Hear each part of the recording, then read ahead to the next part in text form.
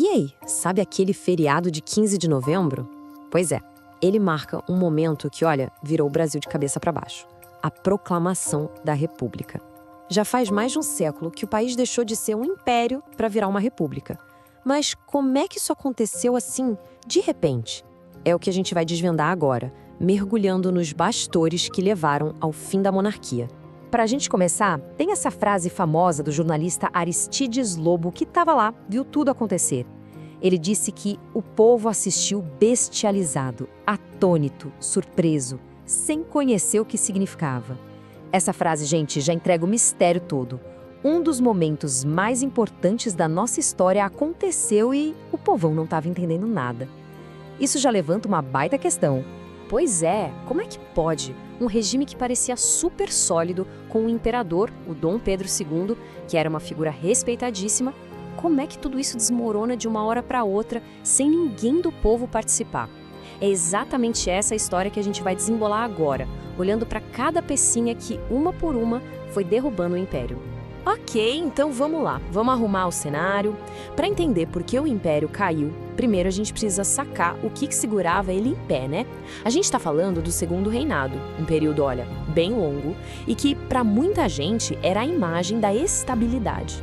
Pensa só, foram 49 anos de governo, quase meio século. Dom Pedro II era visto como um cara culto, respeitado, não só aqui no Brasil, mas lá fora também. A monarquia parecia ser aquela instituição forte, sabe? Com bases firmes que garantiam que ela ia durar. Só que, como a gente vai ver, essas bases não eram tão firmes assim, não. E aqui que a história fica interessante. Porque por baixo daquela camada de tranquilidade, as bases que apoiavam o império começaram, a trincar. Não foi uma coisa que aconteceu do dia para a noite. Foi, na verdade, um processo lento de desgaste dos seus pilares mais importantes.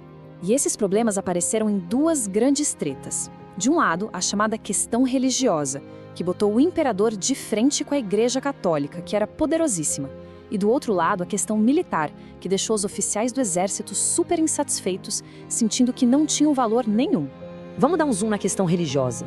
O que aconteceu foi o seguinte: o Papa Pio IX, lá de Roma, mandou uma ordem proibindo católicos de participarem da maçonaria. Só que aqui no Brasil, um monte de político, até padre, era maçom. Aí o Dom Pedro II usou um poder que ele tinha, o tal do beneplácito, e falou: não, essa ordem do Papa não vai valer aqui não. Só que 2 bispos resolveram peitar e obedecer ao Papa. O resultado, o imperador mandou prender os 2. Imagina o escândalo. Essa crise simplesmente quebrou a aliança de séculos entre o trono e a igreja. Foi um pilar importantíssimo que ruiu. Agora, vamos para o exército. Os militares tinham acabado de voltar da Guerra do Paraguai. Eles voltaram como heróis, cheios de moral. Mas em vez de serem valorizados, o que eles receberam? Corte de grana e censura. Eram proibidos de dar opinião na imprensa. Ao mesmo tempo, estava rolando uma nova filosofia nas academias militares, o positivismo. Essa ideia defendia uma república, um governo mais técnico, mais forte. E olha que curioso, o lema da nossa bandeira, Ordem e Progresso, veio justamente desse movimento. Ou seja, o exército, que deveria ser um pilar, virou um foco de oposição. Então, com a igreja de um lado e o exército do outro já meio afastados, a monarquia ainda tinha um último grande pilar segurando tudo: a elite dos fazendeiros, a galera dona de terras e de pessoas escravizadas. Mas o golpe de misericórdia, o que ia derrubar tudo de vez, veio justamente da questão mais importante do século: a abolição da escravatura. A abolição não foi uma canetada só. Na verdade, foi um processo bem gradual, sabe? Foi resultado de décadas de luta do movimento abolicionista e também de uma pressão internacional gigantesca, principalmente da Inglaterra. Tivemos leis como a do ventre livre, a dos sexagenários, que foram passos lentos e que muitas vezes nem funcionavam direito. Tudo isso até chegar à assinatura da Lei Áurea, lá em 1888.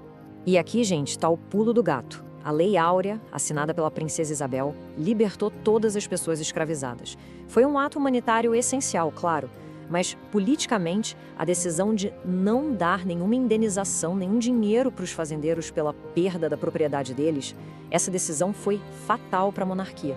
A elite econômica do país simplesmente se sentiu traída. Essa frase aqui, dita pelo Barão de Cotegipe para a princesa Isabel, ela resume tudo de um jeito perfeito. A senhora acabou de redimir uma raça e perder um trono. Ao assinar a lei, a princesa pode ter cravado o nome dela na história, mas ela também assinou a sentença de morte da monarquia. Sem o apoio da igreja, sem o apoio do exército e agora, sem o apoio da elite agrária, o império estava completamente sozinho. E é assim que a gente chega no dia 15 de novembro de 1889. Com o império sem base nenhuma para se apoiar, o caminho estava livre para um golpe. Só que a história adora uma ironia e o líder desse movimento é a maior de todas. É isso mesmo que está na tela. O cara que ia proclamar a República, o Marechal Deodoro da Fonseca, não só era monarquista, como era amigo do peito do Dom Pedro II. Ele era conhecido por falar, olha, ruim com a monarquia, pior sem ela. E aí fica a pergunta de R$1 milhão, né? O que fez um monarquista convicto derrubar o próprio regime que ele defendia? A resposta é uma mistureba de pressão, de intriga e, pasmem, de desinformação. A virada de chave do Deodoro aconteceu em 3 passos. Primeiro, ele já vinha sofrendo uma pressão enorme dos militares que eram republicanos. O plano inicial era só derrubar o grupo de ministros, não o imperador. Mas aí começou a rolar um boato de que ele ia ser preso, e isso adiantou toda a ação. Só que o golpe final, o que convenceu ele de vez, veio de outra fofoca. Espalharam uma notícia falsa de que o imperador ia nomear para o ministério um desafeto, um inimigo pessoal do Deodoro. Ele acreditou na mentira, ficou furioso e, na hora, declarou o fim do império. Pensa nisso, um momento decisivo da nossa história foi empurrado por uma fake news. Bom, o golpe deu certo. A família imperial foi mandada embora para o exílio e o Brasil virou uma república. Mas que república foi essa que nasceu naquele dia? E o que essa origem significa pra gente? Essa diferença aqui é super importante. Uma revolução geralmente é um movimento que vem de baixo para cima, com o povo na rua participando. Já um golpe, ao contrário, vem de cima para baixo, feito por gente que já está no poder, como os militares, por exemplo. O que rolou em 15 de novembro de 1889 foi, tecnicamente falando, um golpe de Estado. A escolha da palavra proclamação foi, na verdade, uma baita jogada de marketing político. Golpe tem um som pesado, uma conotação negativa. Agora, proclamação soa como algo grandioso, um anúncio solene, o começo de uma nova era. Foi uma maneira de criar uma legitimidade para o novo governo que estava nascendo ali. E com isso, a gente volta lá para o começo. A República do Brasil não nasceu de um grito do povo, mas de uma ação de elites que estavam insatisfeitas, sem que a maior parte da população participasse ou sequer entendesse o que estava acontecendo.